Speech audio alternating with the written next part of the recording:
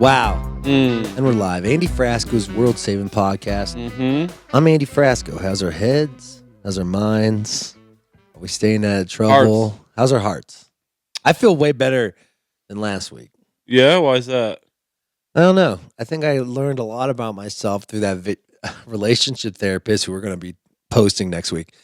And just like talking you guys out. And I normally just keep it. Why are you looking at me like? Just watching you convince yourself everything's okay. Everything is okay. Funny. Did you finally talk something out, Andy? I did. I talked something out with myself, and I feel better. I do feel better. It's hard. It's so weird when you're not communicating. Yeah?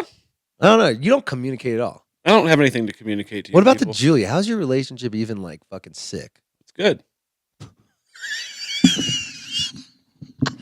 Okay. If you never complain to them, they think you're No, fine. but like, do you guys? She When talks someone has funny a stuff out. problem, do We you address it. You address it. In a very calm and... What are some of the problems she has with Nick Gerlach? I'm too witty. My penis hurts because it's too big. Jesus. Too funny, and she thinks it's great. You know what I mean? Yeah. I'm too smart. It's intimidating being around someone that's smart. See, this is. I take stuff too seriously all the time. And, Yeah. no, I'm just kidding. We don't have a lot of but we don't really have blowout fights ever. No. Just address things immediately. Okay. She's the one with all this anxiety, though. I know. But She's you're like- not answering my question. You're being funny. I thought this was a goddamn. Jesus. I don't know. She just says don't do that anymore, and then I don't do it anymore. Okay. I don't know. It's not that. Dude, what deep. about? Have you ever argued? Have you ever mad at her? Not very often. She's pretty quiet. Okay. Jesus fucking Christ. The only thing I get mad at her about is she just kind of.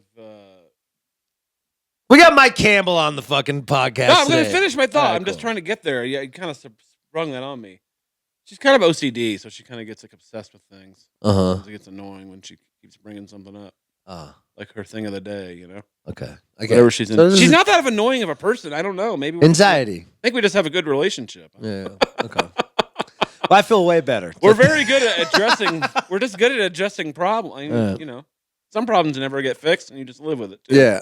We got Mike Campbell from Tom Petty and the Heartbreakers on the show. Mhm. We were talking. I mean, he had a hard life. His writing partner passed away, Mm-hmm. and then one of his bandmates also passed away. And he's just. Oh, too. I've known him forever. Yeah, you guys I are was- pretty good close friends. I noticed. Shut the fuck up. He didn't remember me, but I understand. I'm sure a lot of. I'm really close with his son Darian, and we used to play music together, and we used to play baseball together. He used to come over to Mike Campbell's house. Where does Darian play? Bass, sick bass. How player. come he was never in the UN?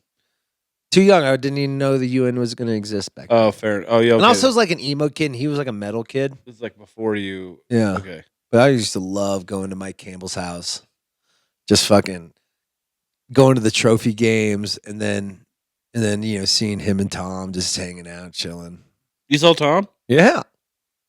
Tom Petty has a very unique look to them. Oh yeah. Yeah.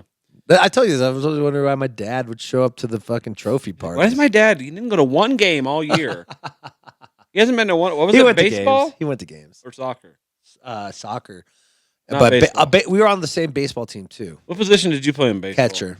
Really? Yeah, I was Why fucking. catcher? I was fucking good at it. Cause I like You're being the big. general. You're big too. I like being the point guard. I was always second base in Little League. I was a really good catcher until everyone started pitching 80 miles per hour. Dude, it's so scary. Holy shit! Or when when that ball's moving like a curveball and it's still 70 miles per hour and you have to that shit was fucking scary. I think dude. an MLB catcher has to be one of the hardest jobs in sports. Right? Yeah. But I think you're gonna love the interview. I was a little nervous, and he was, he's a fucking ultimate rock star. Mm-hmm. So I tried my best. I Blood think from I a did stone, good. baby. I think I did good, right? Yeah, you did great. Okay, you're gonna love it. I didn't say much. He's the guitar player of Tom Petty. Heartbreakers. Yeah, I could tell when you're really trying to help me focus is when you don't say shit and you're like, I Yeah. just know. I know my play. I just I'm not going to help if I talk. yeah. It's called being a great co-host. Look it up. I don't know. I'll clap to that. Sometimes in the words of Miles Davis, it's the notes you don't play, man. I need to talk about this because I just saw it yesterday. Sturgill fucking Simpson. The Simpsons. What a fucking goat that guy is. This guy was on the he had the flu. He had to go to the hospital. That's what it was. Okay. Rip some steroids. It felt like Jordan in the flu game. Oh, yeah. And he played for 3 hours, no break. What's this thing? They all wear the same T-shirt. That's his band, Johnny Blue Skies. So it's kind of like no break, singing his ass off. No break for 3 hours. Damn. Jack, have you seen Sturgill? Holy shit. We got Jack. He's running the cameras. He's running the show now. We're both Cavs fans. He is our daddy, and we will listen to him completely. We're both Cavaliers fans. But Sturgill, that was one of the better shows I've ever seen. I didn't go. I don't know why I didn't even think of it. It was just amazing to see him at Mission Ballroom. It seems like he's so much bigger than that. It does. Seems like he should be at like Levitt. But he said, we want to play. I was talking to Scott because Don Strasburg's his promoter, and he's like, we just want to do cool rooms on this trip. We could probably do stadiums. Stadiums? I think he could do basketball. I was thinking like he could do like what's the Fiddlers? For sure that. Yeah. Well, that's 14,000, dude. But he did 2 nights. Yeah, so he did 11,000. Damn. Pretty He's gonna good. make it. That boy's gonna make it. I like how he was talking shit to the jam band kids too. I didn't know he really ripped guitar like that. Yeah, dude. He's a monster. Remember when he was on Saturday Night Live and he had that Kill and Horn section? That was cool. He's like, I'm a songwriter that jams. I'm not a jam band. I fucking love that. Yeah, as soon as you say you're a songwriter, I know you're not a jam band. Oh, I got so hard when he said that this morning. You love that. You want to be like, you get it. Can't wait to hear your version of that in your next. I'm gonna rip that off every night. Yeah, I know you are. I'm a songwriter. My band jams. I'm in no damn jam band. Okay. Yeah, I all of a sudden get a southern accent. I mean, jam bands can't write songs. So that we're a jam band. I will not comment on that. If I was in a jam band, that's what I would do. I would parody that, and I'm like, we're a jam band and we don't write songs, so we're gonna get up here and jam for y'all. That'd be funny. That would be. People would actually probably cheer for that. I was in Tampa. Beautiful Tampa. I kind of like how trashy it is. Me too. I love trashy. I love a trashy beach town. I'm from Indiana, bro. It's all we got is trash. Oh my god! I was talking to the locals. I'm like, "What happened?" Did you like rain? We're not. I was like, "What happened to the hurricane? Y'all leave?" Like, "Fuck no."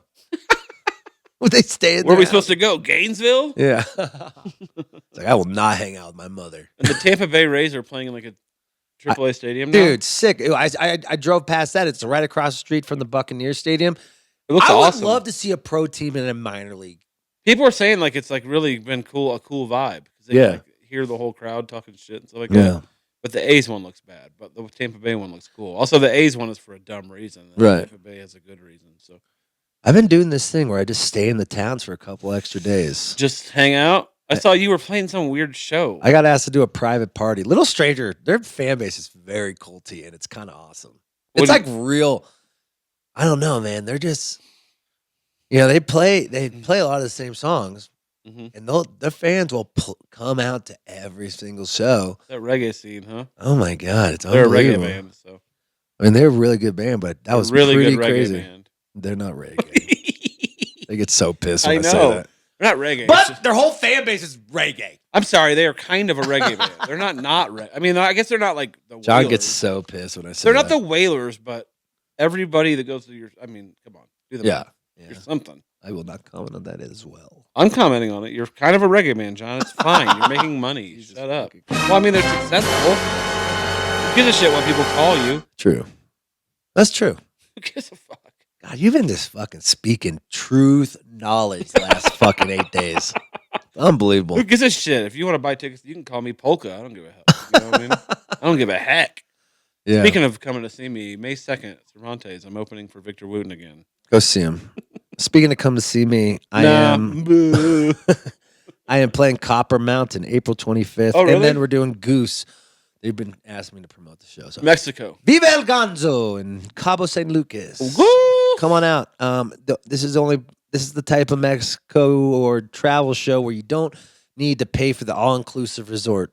So if you just want to go and get an Airbnb, yeah, you could do that. I didn't know that. Yeah. So come on out to Mexico. I'll be saving a little money on this tour. I'm going back to fucking Todos Santos this week too. All the Saints. I'm like, fuck.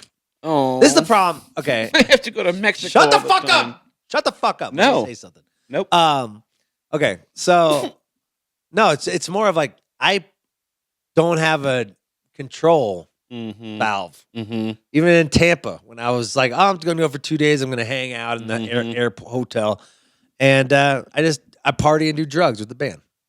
Maybe you got to think about who you're hanging out with. Exactly. They're called enablers. Yeah, Little Strangers for sure. Enablers. Oh, they were there. Yeah, I didn't know that they were actually there. I played their party. I thought you just like some of their fans hooked something up and you went. No, they like, played, okay. and I just was the guest appearance. Oh, okay, that makes sense. They could throw it down. I'm like, I can't even throw it down as hard as they can throw it down. I used to, but not anymore. How old are they? 25? My age. I'm just kidding. John's in his late 30s. Yeah, 34. Yeah, he's way older than you. So I'm like, fuck. Gotta take a breath. I'm like, I was shaking before I went into their thing. I'm like, I know what's gonna happen tonight. I know it's gonna happen. Oh, I thought you meant something else. I thought you were shaking from the... But we did have fun, and I love catching up with them. They're good boys, and I like them. Yeah, they're the best. I like Kevin and John. But I was hanging out with Cooney, for the 2 days, and just hanging out in Tampa. I really fuck with Florida, man. I could live there. There's certain parts of Florida that are amazing. Oh yeah, Tampa, even Miami kind of gets a bad rap. That Naples is pretty cool. Yeah, even like the sticks of Tampa, Broxville, wherever we played, the Sunshine, Get Down, whatever. People are hot there too. Fucking beautiful women and dudes. Even like the redneck dudes are kind of hot out there. Yeah, they're all skinny. Did you attend any stripping clubs? Nah, I don't fuck with that. Me neither. Why? Tampa's got a good titty bar? I guess that's what people say. They have like the.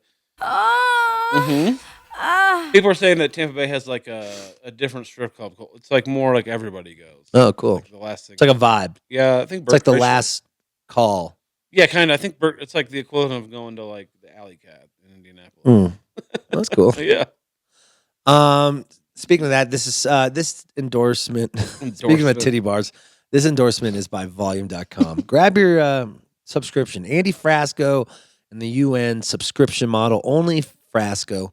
For $5 a month, you get a live stream a month from us, from the band. And what else? You get discounts on merch. I can't fucking think today. Other stuff. Just sign up for it. You'll see when you sign. It's $5. Nothing's $5 anymore. And we keep on adding more and more. And we're gonna do the Mondays, hanging out, having coffee with me. You can't even get a Chick-fil-A chicken sandwich for $5 anymore. Yeah. How much is merch these days? Or I just bought a $50 hat. I'm like, you could do the whole year of my subscription for about. I think if you do the whole year, it's $50. Oh, you get like a little discount.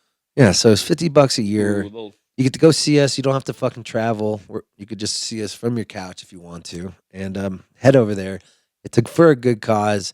It helps me keep these lights on this studio. That I hung with care. That he hung with care. So go to volume.com. So what are you doing this weekend? What do you do now? This weekend's pretty. I might go see the Motet. Oh yeah. I'm just kind of getting ready for that gig and put some rehearsals together, working the set list. Nice. That's my next gig. So this weekend I'll be, just writing, and I might go see the Motet. It's 420. It's also Easter. 420 is on Easter this year, which is always funny. Oh yeah. 420 is Easter? It's on Easter. Easter isn't that Hitler's birthday too? I think his is 419. Not that I know that off the top of my head or anything. He was born on 9:30 p.m. It's also the date of the horrific tragedies. What? No, Columbine. Oh, really? Yeah. A lot of horrible things happen on 420. Yeah, and Easter, which is the day Jesus was. Well, that's the day he came back, actually. So that was a good thing. Well, maybe he was. You killed him on Friday, Good Friday. Shut the fuck up. Not you specifically, but your people. It was the Romans too, but I think it was I actually blame the Romans. It was all Romans. It wasn't Jews. Well, let's not blame it all on the Catholics. I mean, the Jews had a part in it. But. It's always a little. Jesus fucking Christ. All right. Mike Campbell. Mike Campbell is our guest tonight. Tom Petty and the Heartbreakers, the guitar player. He's written so many songs for everyone. He worked with George Harrison. He worked with the list of people he worked with is pointless to say out loud. Yeah, it's everyone. You're going to leave out Aretha Franklin or something. Yeah, he's a major rock star. Yeah, and, his partner in crime passed away, Tom Petty, who we all love, and just to hear the stories. And he's got a new memoir book that he's promoting. And I hope I did the interview justice because this guy's a rock star, and he has so many hits, and he's kind of shaped my, he looks cool too. He is cool as shit. He's 75 years old. Yeah, he looks so cool. He had sunglasses on, but it wasn't like pretentious somehow. Yeah. And, when are you gonna do your memoir? I don't know. Relics, the editor of Relics keeps asking me to do it. You got to be at least in your 50s. I gotta be, and I still need to go through a drug addiction and the combat. I'm just kidding. You got to headline Red Rocks before you write a memoir. Yeah. Or like get my own radio show. Hell yeah. The Andy Frasco Hour. Hey guys, this is Andy Frasco, 94.3 The X. I don't listen to music, but here's some music my friends told me is good. Yeah, my friends told me I should play this song, so here you go. I only listen to my own songs. 5, 6. Or songs that sound like mine. Here we go. 4, 5, 7, 9. 4, 5, 7, 9. I want to be a fucking radio show host so bad. Dude, it's so funny because I had to do my call outs on someone's couch yesterday. What? Oh, I got my fucking. Have you ever gotten your lymph nodes drained? Drained? Lymphatic drainage or something? How you know do what they that even means, do that? Jack? You know what that word? Where they drain your fucking. What do they drain out of it? They drain all the shit from like the toxins that your body holds. Your lymph nodes kind of filter your body. I know, but what do they do? How do they do it? They were just doing some weird massage moving my fluids in my face down through. It felt so good. Who did this? Just some guy. Darren. This is the first time I ever got a forehand massage. This girl Sierra, and it was crazy, dude. Forehand, like it's a tennis? It was 2 people. Oh, so 4 hands. Yeah. I was thinking like forehand. Just like Pete Sampras instead of backhand. You know what I mean? Yeah, there you go. But it was unbelievable. In Denver? No, at Tampa. Oh, before you left. Oh yeah. I wish I had the plug, but I'll do the post. I'll put in the post. Did it work? It was the most amazing thing I've ever. A lot of massage people, they just like professional lotion putters honors. You know, it's not like you're not getting a massage, you're just getting fucking lathered up. Yeah. And I fucking hate that. I've never gotten a professional massage. They were fucking good, man. Never done it.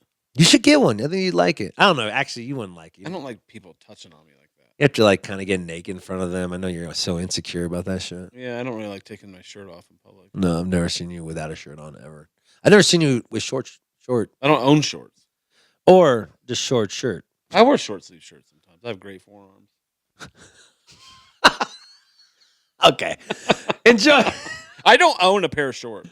Or sandals. But it was so good. They drained me. It was my glands as well. I could do a massage waist up though. I don't like when they rub in your butt. I like the head massage. That sounds good. It was tight. I could do the happy ending probably. I've never had a happy ending. How come they don't? Have you ever had a happy ending massage? No, I've never had a massage. Jack, have you ever had a happy ending massage? He's like, no. He said yes. Comment, no. He's like, I'm He's a married married. man. I'm a married man. Don't fucking tell me. He probably actually hasn't. He's a pretty good guy. But I think they should do it at the beginning. It's so gross hearing Gonzo fucking talk about happy endings. Dude, he's like Uber Eats. He loves the happy. Gonzo loves the happy ending. Yeah. I'm like, I can hear you. What the fuck? He keeps talking about guys, I got to go clean the van and then I'm going to go get a happy ending. Okay, dude. It's the Wednesday special out there. Yeah, it's half off. Out there Wednesday. on Federal. I got my 7th punch hole in the card, so I get a free one. Yeah. buy 6, get 1 free. But kind of, though. He's so open about it, too. I know. I feel like you can't, that's not something you should be open about. No. You know, maybe I would be okay with a massage because I've done the chiropractor a bunch. I guess I say that, then I talk about like having sex with a hooker. You didn't have sex with a hooker, did you? I had sex with one hooker in China. And it was the weirdest thing. Yeah, you didn't like it. I did not like it at all. So it doesn't really count then.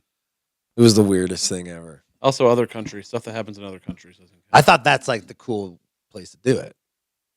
But it wasn't. It felt like Rush Hour 3. What do you mean by fucking weird? Rush Hour 3? Oh, yeah, I forgot about that scene. They made us all get naked in a fucking together spa.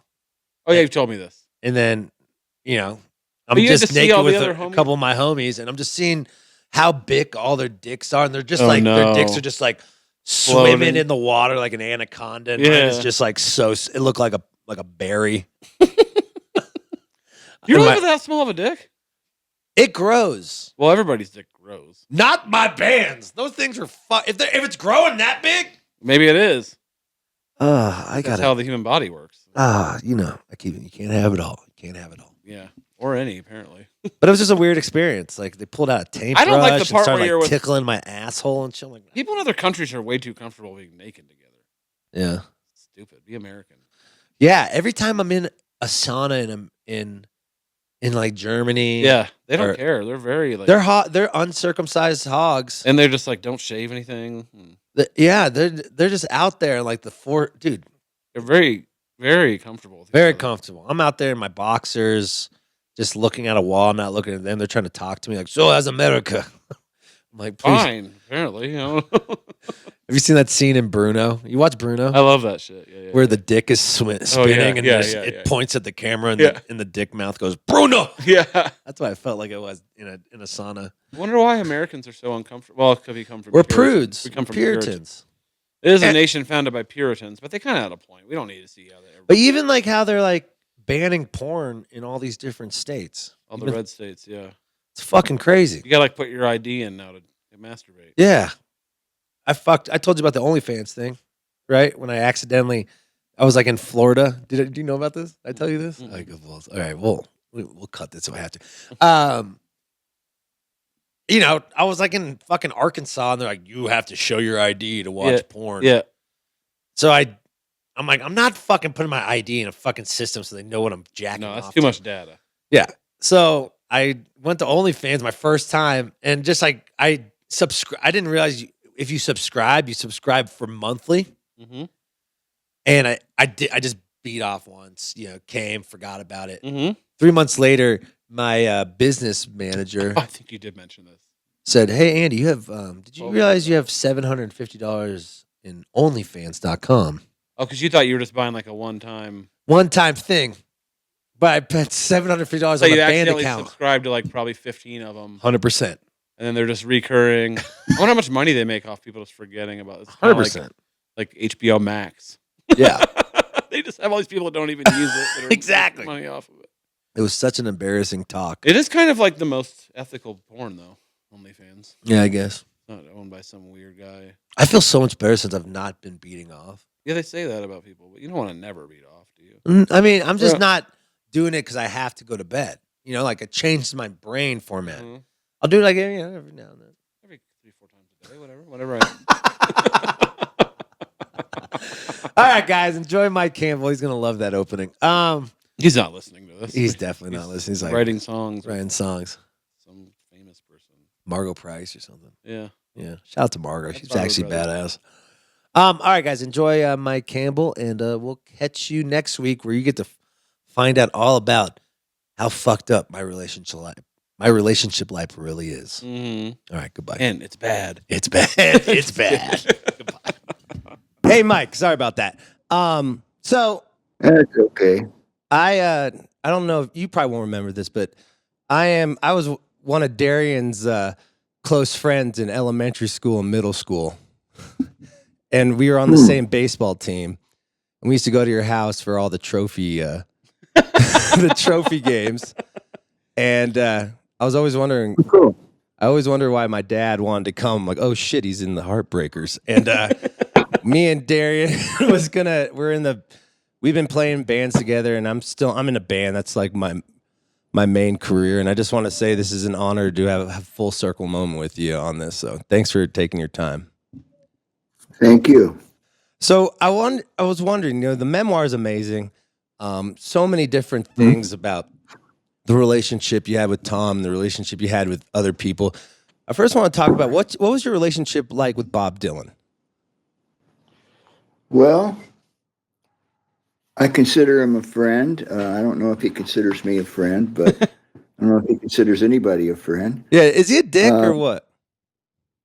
What? Is he like he doesn't want people, he doesn't allow people into his life, like closer in his life?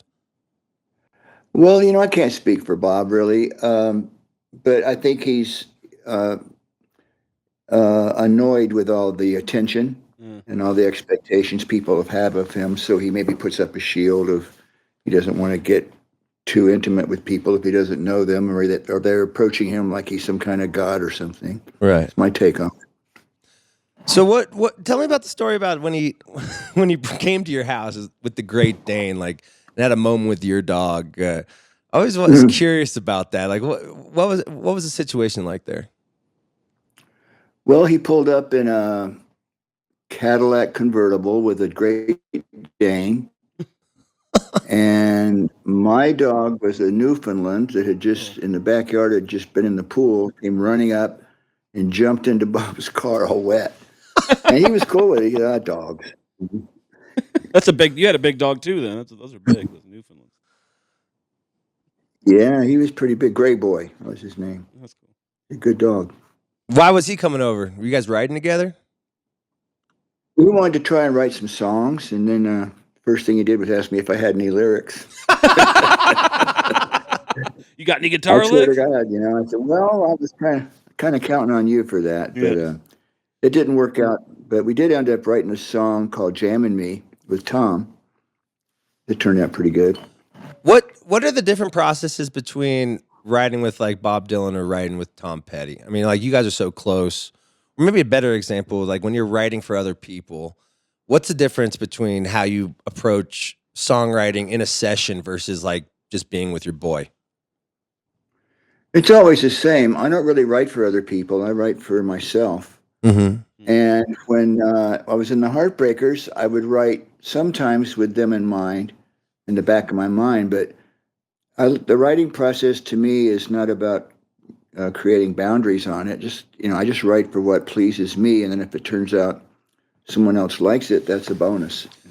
So what records do you think weren't pleasing you, but you still had to finish them? That were not pleasing me? Yeah, like, when you're in the studio process and you feel like this isn't... Oh, hundreds of them. The ones you'll never hear. They pile up like Coke cans in the garbage can. This is like, I write all the time. So a lot, 1 out of 10 might be good. Sometimes if I'm lucky, I'll get a handful out of 10 songs. But I just don't worry about it in the process. I write the song that's happening in my head the best I can. And if it's not a Grammy winner, then so be it.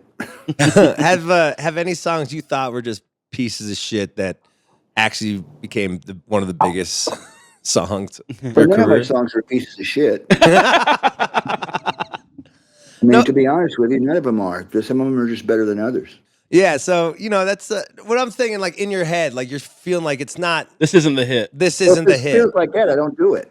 Oh, really? If I feel listening, or what happens though, not that doesn't happen, but sometimes I'll be writing something and I think it's ingenious, and then I'll look up and I'll go, oh, fuck, it sounds just like you really got me or something. Oh, right. Oh, yeah.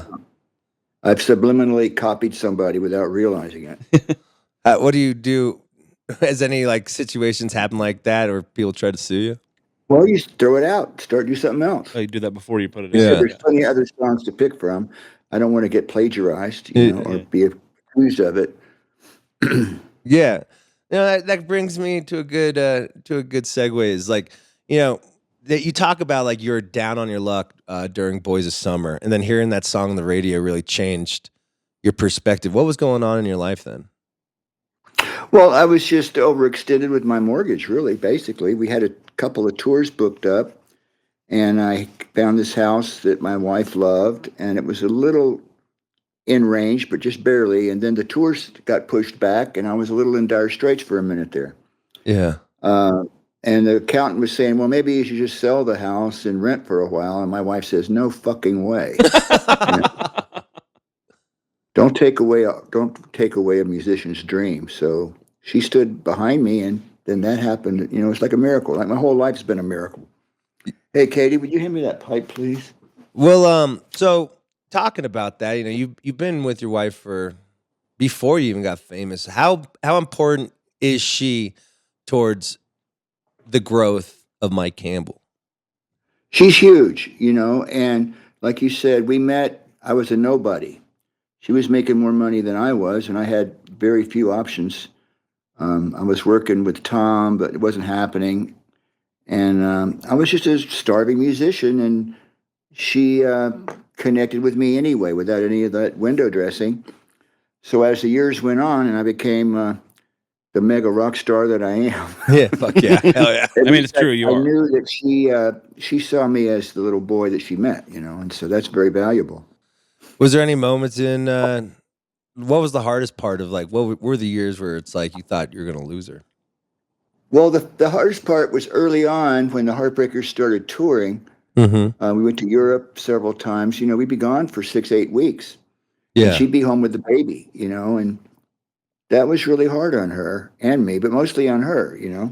I'm out, playing in a rock band, doing whatever I'm doing, and she's home, nursing the baby and changing diapers. And I come home, we don't even recognize each other. We have to get to know each other again in a way because we've lived separate lives for a little while.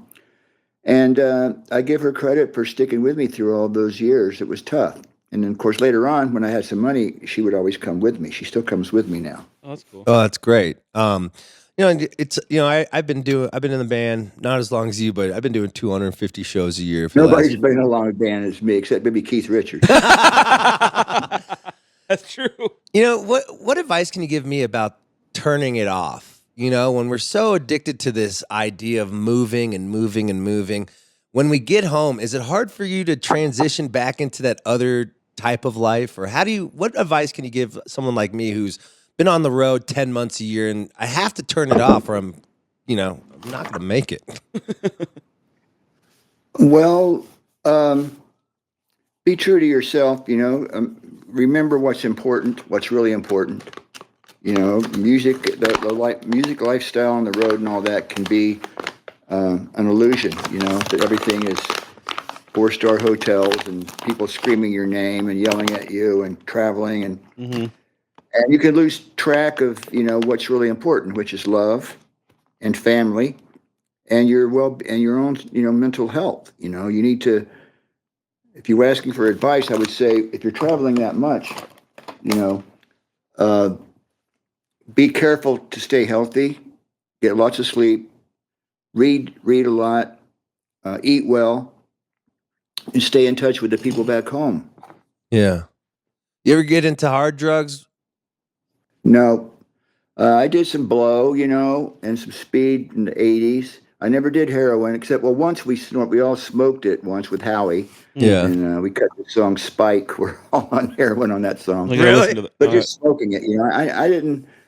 And drinking, my stomach told me pretty early on, like, it didn't like that. So I wasn't able to become an alcoholic. And I don't know, I liked drugs a little bit when I tried them out. But then I just got like, this isn't really working for me, it's making me unhappy as opposed to happy. So I just walked away from it. But some people can't do that. I understand that now. It's a disease for some people. Yeah. It wasn't for me. Yeah. Was it a disease for anyone in your band? Yeah, Howie.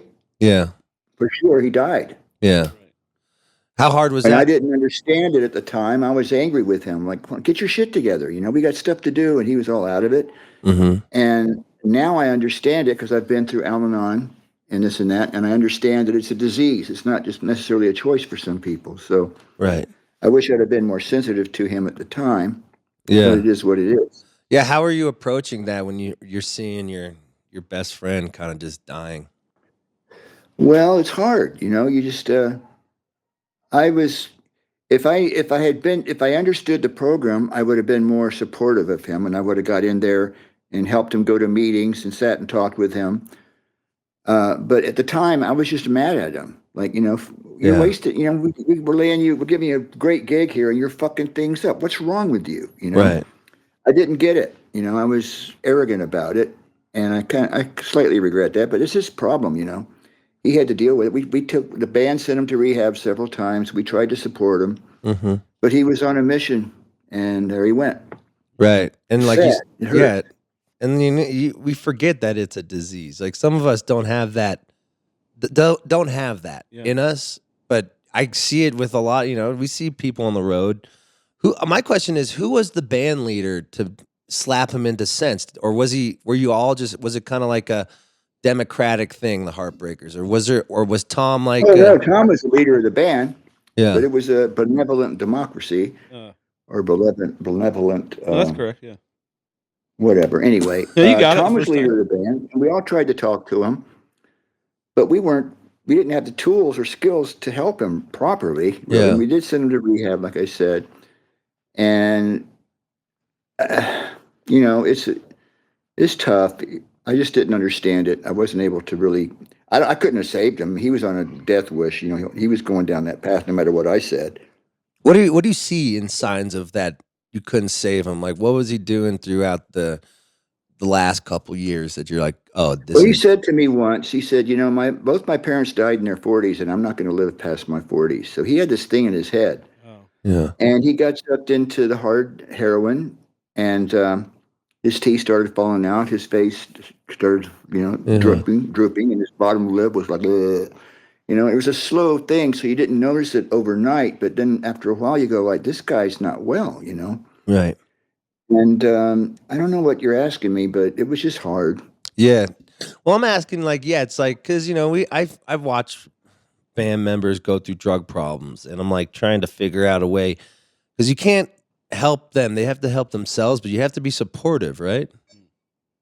Well, it's up to them, but the best thing you can do is be kind and understanding and compassionate. I learned that in Al-Anon, you know, like you know, like you said, what helped me understand it is like if somebody had diabetes and they were dying from it and they wouldn't take their medication, you could tell them, well, you got to take the medication or you're going to die. You know, it's a disease. Right.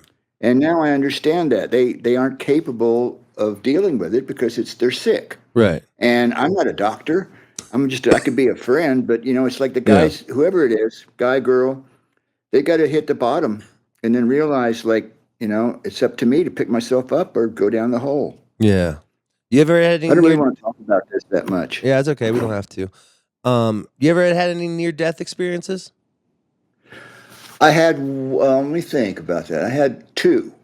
Yeah. The first time we went to Hawaii, Stan goes, let's go surfing. You know, so I had my T-shirt on. I grabbed a surfboard. I'd seen it on the Beach Boys albums. You know, I thought there's nothing to it. I got out there in Honolulu, and I got caught in a set of waves, and it took me under. I mean, no way. Every time I come up for breath, boom, down again. And I thought that was it. I remember the last time I came up, I looked around. I thought, well, this is a beautiful place to die, but I'm not going to make it. Wow. And then Stan was able to push my board to me, and I grabbed onto that. And so I definitely saw my life pass before my eyes. Another time was in the 80s when I was dabbling in some amphetamines. I thought it was coke, and it turned out to be amphetamines. I shut my stomach down. I went in the hospital, and I was in there for, you know, I don't know, 4 or 5 days. They had the tubes in me and everything, and they said, oh, you've got pancreatitis, which I didn't. And it was just an incident, you know, and it did cross my mind, well, I may not get out of here. When that is happening, what are you visualizing when those last near-death experiences? Well, you're regretful. Actually, there was another time that I had a near-death experience. Back in Gainesville, I took some bad acid when I was a kid, and I thought I died. I literally thought I passed into another dimension. I'm not in my world anymore, and I'm never going to see my parents again. This is another world I'm going to live in now. But the thing that hit me, and it's hit me every time, is my music. Damn it. You know, I don't get to do my music. I don't get to take it where I wanted to go. I fucked up. Yeah. And so it was always kind of that was in the back of my mind. The music is so strong, and the love of my wife and my family, that's more important than my selfish needs, you know. Right. This is getting kind of deep. Yeah. Sorry, let's talk about some music. But you know, yeah, let's move on. Yeah. Sorry, I'm just very, you know, I've been over your house a lot when I was in elementary school and writing songs with Darian, and like I never got to get to know you, but we've always just been in your studio in the Valley, and just cool. I've just been a part of that. And it was just like I'm just very fascinated. You're a hero. You're a hero to me. I mean, you're one of the reasons why I play music. I'm sorry to say, there's a lot of teens coming and going in all states of inebrium. So. Yeah, no worries, man. No worries. So tell me about the music. How did you and Tom meet, and how did you guys realize you were destined to be together? Well, it was just a feeling, an understanding, a vibe. We met at a house I was living in, and they were looking for a drummer, and they needed a guitar player. I came and sat in with them, and just instantly it was like, I know you. You think just like me. You want the same things I want, and you like the same music I like. Right. And we were just stuck. And it just happened instantly. We were, joined at the hip, as they say.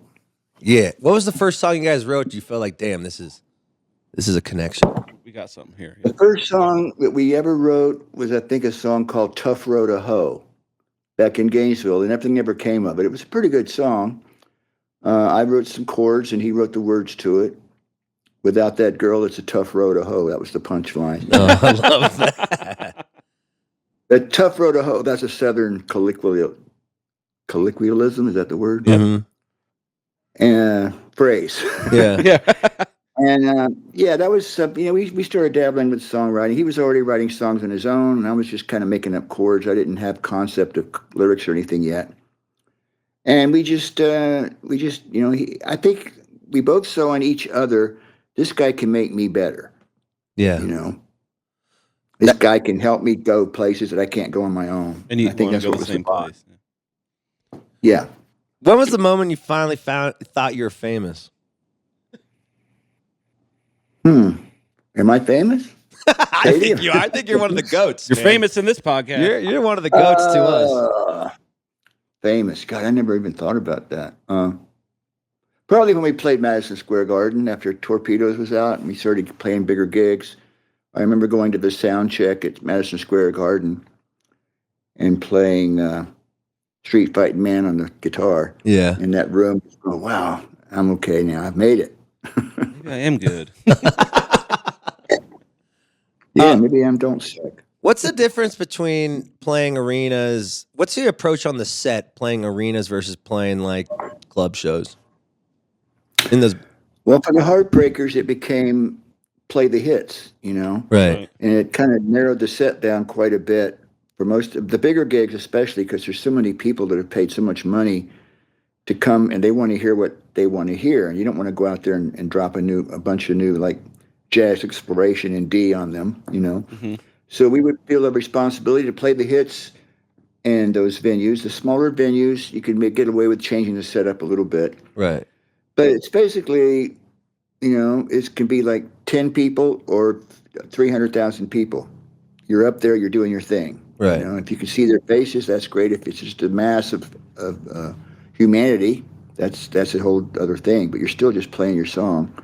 Did you did the writing change when you started playing those arenas, or was it always the same philosophy?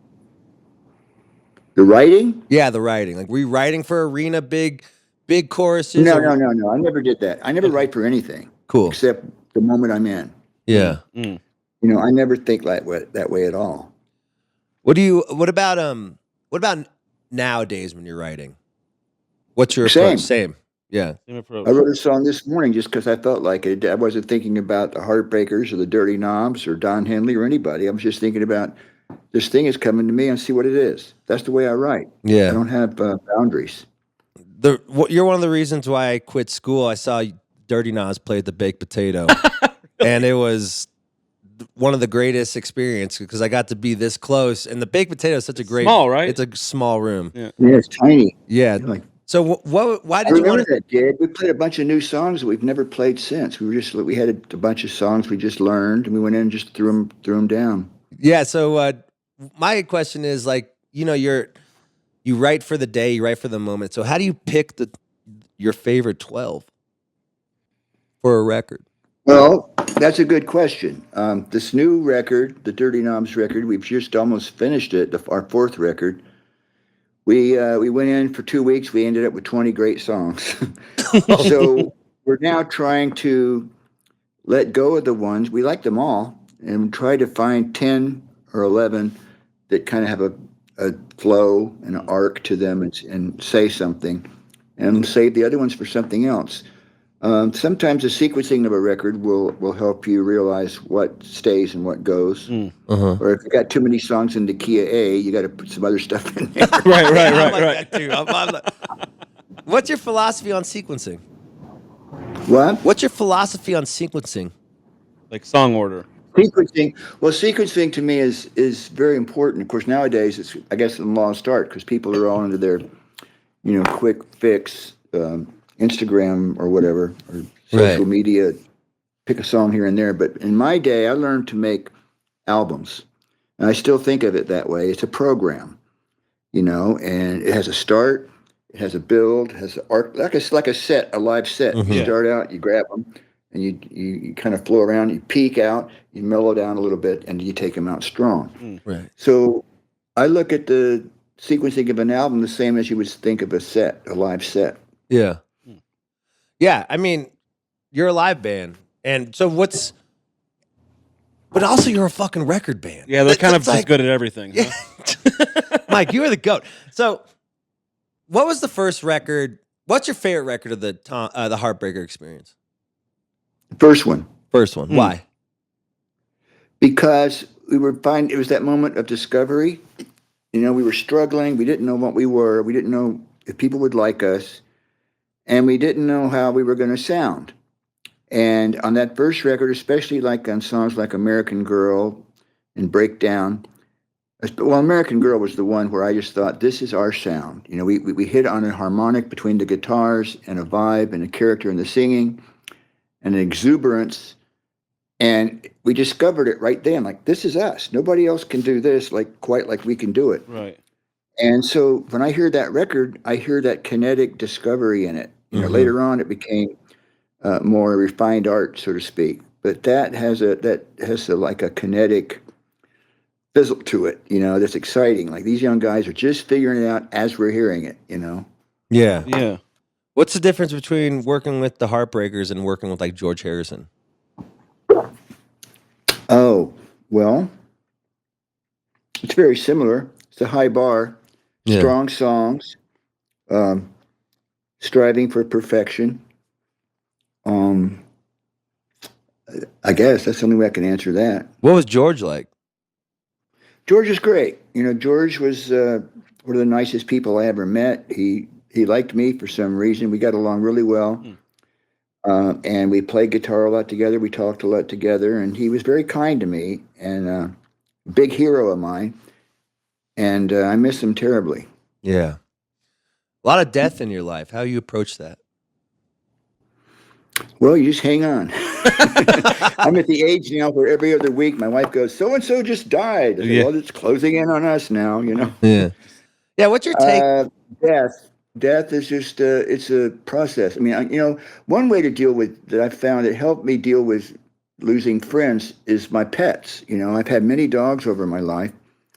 And when your dog dies, it's hard, but you kind of learn the process. We say goodbye and you appreciate them for what they gave you. And then you grieve and you feel sad. And then you go ahead, being grateful for what you got and not sad for what you lost.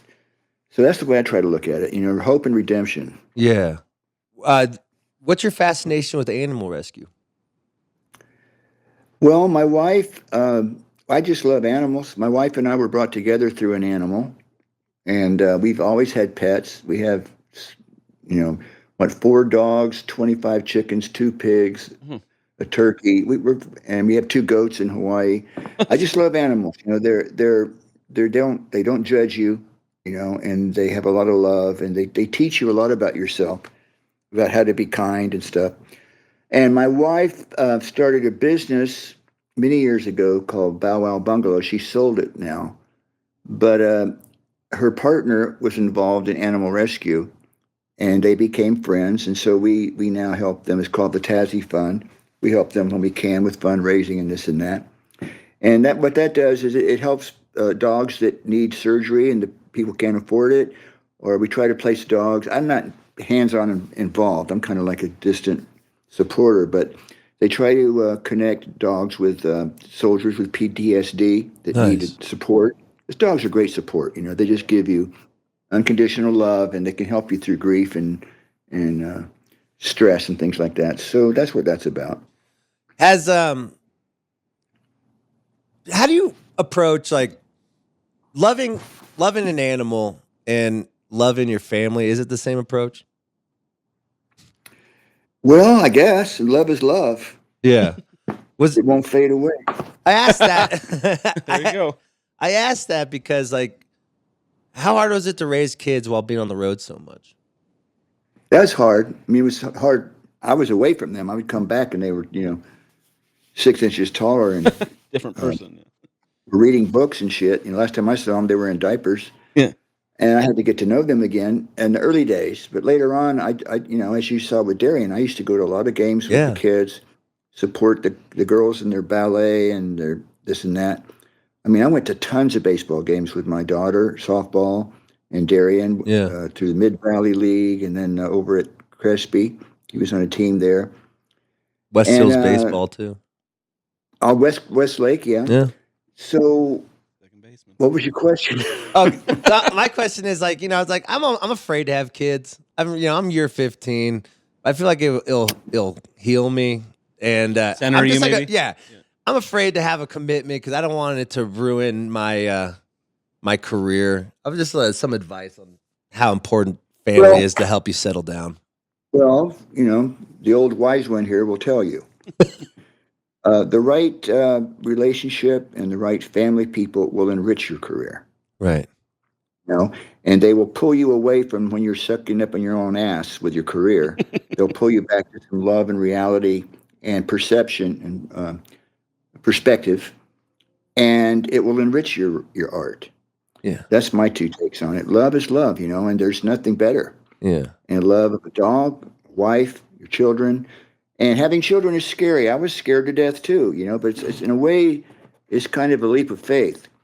But I wouldn't be so concerned about, it's going to take away from my career. Well, no, it won't. It'll only help your career if it's the right person. My wife has supported me when I was, lost in myself, creatively. She supported me. It's good to have someone that believes in you, It helps you be better. When were you lost in yourself? Oh, just at different times over, I might get fed up that I think I suck. My songs suck. I can't play the guitar.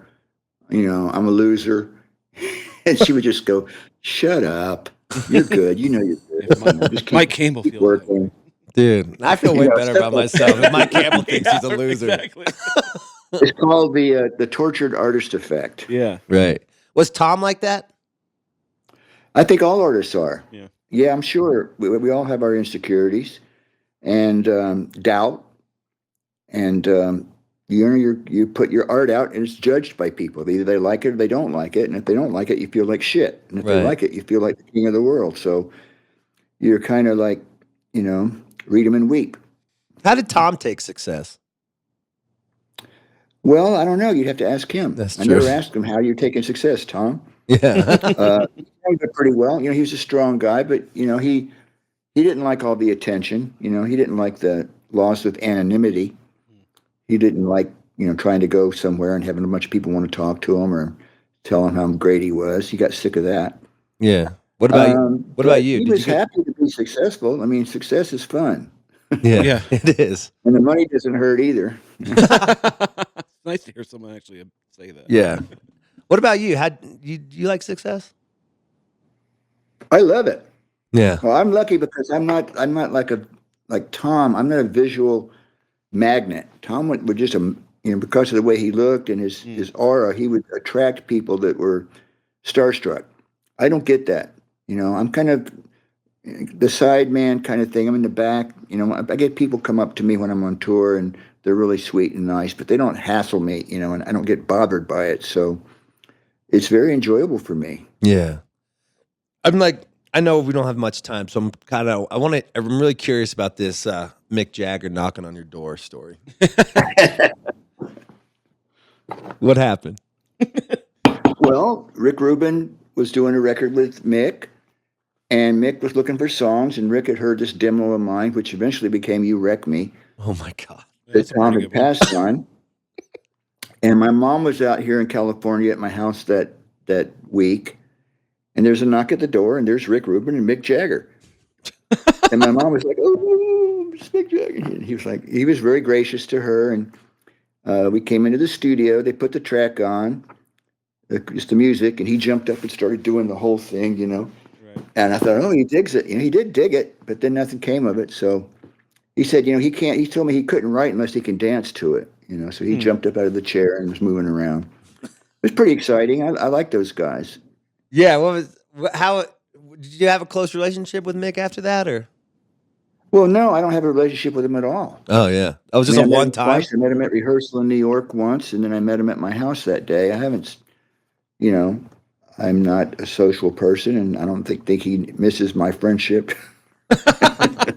Maybe he does, and he hasn't reached out. Who knows? I think he's doing fine without me. Yeah. He seems like he has a pretty rich social life. He just got engaged. Yeah. So you should call him. Hey, Mick, you miss me?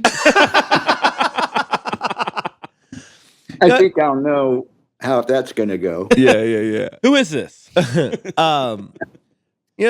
talk about like newer artists, and I really love Margot Price, and I know you have a nice relationship with Margot. And what do you see in her? She's a spitfire. She's a firecracker. She's a rocker. She's a country girl, and she's a down-home person. We connected as people. Her and her husband Jeremy, they're just nice people. Yeah, we're like-minded in terms of family and career and stuff. And I like the way she sings. It was fun to have someone good to sing with me on that first record. Yeah, right. I've done some gigs with her here and there, and Chris Stapleton. We've done some gigs with him, and I consider them friends. Yeah. You ever write a song with Chris? I did. There's a song on his record, or one or two. One called Arkansas that we wrote, and another one. There was another one that I co-wrote with him. I forget the name of it now, but it was on his album. He's a great guy too. He's just like down to earth, sweetheart. What's his process like? Songwriting, like when you're picking his brain, how does he process a song? Well, you start with a fragment of some sort, maybe a guitar riff or a lyric idea, and you just start strumming along with it. And another idea comes, and you go, "Well, how about this? What if it went to this chord, or what if you said that?" And you just you follow the muse as it unfolds to you. If you're lucky, it's good. Yeah. What's your take on the Nashville style of writing? Well, I don't relate to that because I'm an isolationist when it comes to writing. Mostly, I've been opening up a little bit, writing with other people, but all my life I've written on my own. By myself, and where I can make mistakes and sound crappy until I get it how I think it sounds right, and then show it to somebody. So the Nashville thing, I get the impression that they just kind of show up at the door and say, here's the coffee, let's start writing. Like, I don't do that. Yeah. Yeah, but maybe I'll learn. Yeah. Factory or something. Oh, no, it's like a gangbang. Yeah. Yeah, don't they have like 9 people? They have like 4 people in it. I've been writing a lot in Nashville. I kind of like it. Like, I feel like I went to school. Too many cooks in the kitchen, though, sometimes? Sometimes. Yeah. That's very fascinating that you're isolated songwriter. So what was the process like when you had to co-collab with Tom? Well, it was isolation. I wrote my stuff, my music, and my bits with me and the muse. It's just us working this thing out, and then I would give it to him, and then he would listen to it. We never sat down eyeball to eyeball and made stuff up. Maybe once or twice, but hardly ever. Yeah. And he would take the tape and write to it on his own, and then come back and show it to me. I like that process because I can self-edit myself before anybody hears how bad I really am. Here's the best version of me. Wasn't Keith and Mick like that too? I don't know them. I don't know how they work. Yeah. I can't speak for them. My buddy was the engineer on one of the records, and they said Mick would work from 9 to 5, and Keith would work from 5 p.m. to 4 a.m. It was fascinating to me. I got 2 more questions, and then I'll let you go. I know you're busy. Moving to the Valley, what was your experience about that? Did you enjoy living in the Valley? Yeah, I love the Valley. It's close enough to action, but it's also far enough to feel a little separated from the desperation of Hollywood. Yeah. And if you're raising kids, it seems like a more mellow vibe out here. Yeah. It's do you still like touring? Do you still like, as you get older, do you still love it, or do you doing weekend stuff now? Do you like being on the bus No, I still? love it. I'm like this the sailor in the sea. You know, you book a gig, I'm going there, and I just love it. I love being playing for people. I love being in the studio too. I mean, I like both. Yeah. You know, sometimes I'm on the road and I go, "Oh, I wish I was in my studio," and vice versa. But it's all good. But no, I love playing, and I'm going to keep playing as long as I can. Right. Is it hard for you to say goodbye to things? Goodbye to things. Yeah, just like Uh, like what? anything in life. A Like, dog? pardon? Are we getting back to death again? No, I'm What talking are we about doing? like the next day, like leaving a town and moving on to the next city. No, I don't look back. Yeah. I'm always moving forward. Yeah. I was there. We had a great time. Thank you very much. Tomorrow I'm in another city. Hello, let's do this again. Yeah. Whole new game. I'm always looking forward. I don't like nostalgia. Yeah. That's great. And And bad drug nostalgia. yeah. So, you don't like nostalgia, but do you play all of the old songs? Say what? So what's the what's nostalgia in your book? Well, nostalgia was like writing the book, Right. going back over old memories, reliving old memories and old experiences, and taking your mind back to things that have already come and gone. I think it was Bob somewhere said nostalgia is death. Hmm. And I like remembering things to a point, but I like to think forward. So nostalgia is just kind of I have a knee-jerk reaction. I don't really want to think about stuff I've already done. And it's like the Heartbreakers being gone. I'm nostalgic for them. Mhm. And I was in that band once. I was in high school once. I remember these things, but I don't want to go back and keep my mind in that space. I'd like to move forward. So why'd you write the book if it's gonna give you pain? Well, they asked me to. I wasn't thinking of writing a book. Yeah. No, honestly, had no idea writing a book. And then my friends came to me with this writer, and he said, I was surprised they wanted to bother with it. And I said, okay, I'll do this. And then I got into it, and it just happened. I'm really pleased with how people like the book. It They blows love my it. mind. Yeah. It was just an afterthought to me, but I'm an author now. I love it. There you go. Another thing on the LinkedIn. I just think about you, man, because you don't like talking about the past, and then you have to dig up all these things, and the death of your friend, and like, Well, yeah, but Was that- I enjoyed it once. Now the book's done. I had to do the audio book, which is another go back and go over the stuff again. I've done it now. I'm ready. I'm going to write another book. yeah. What are you gonna Future book. What are you gonna write the book about? The Dirty Knobs, Yes. There you go. So yeah, it's like, what do you chapter want? 2. I love it. So what do you want the dirty noms to be remembered by? The Dirty Knobs? Yeah. Remembered by? I don't care what they're remembered by. I just hope people like them now. Yeah. I don't care what people remember us by. I'll be gone anyway. What do I care? But it's a great band. It's my life's blood right now, and it's carrying on my need to play with other guys. I'm a band person. I'm not a solo artist, and they're a great band, just incredibly great band. We cut this record so quick, and they like my songs, and they're great live, and we're getting a rapport, and we're playing nicer theaters now. It's moving up a little bit to where we're comfortable. Yeah. And I don't want to remember them. I just want to be them. Yeah. That's a great way to look at it. That's what I got to get out of my own way of this is my last question. I'll let you go back to your life. By the way, thanks so You much. said that 10 minutes ago. I know. Sorry about that. I'm just like, It's all right. this might the last time I might get to talk to you. I just like, you are one of my idols, and I'm just so honored that I get to do this. You talk about present. How do you focus on being present, like every day in your life, to make sure you're not thinking about the past as much as you get older? It's not an effort for me to be present. I mean, it's just look around you. Dogs are good for that. They kind of keep you in the present. They come up and look at you and want some love. And okay. My wife is great. My music, I'm always present with the music. Music is the best medicine there is. I don't get down too much. I get a little depressed now and then, but I don't have mental issues. Fortunately, I'm a pretty basically happy person most of the time. But my life has been so blessed. I'd be a fool not to be. Right. True. So there's a secret to being present. You just be present. Right. Just focus on what you are and what you're doing, and love what you're doing. If you love what you're doing, you're always present. Yeah, you're totally right.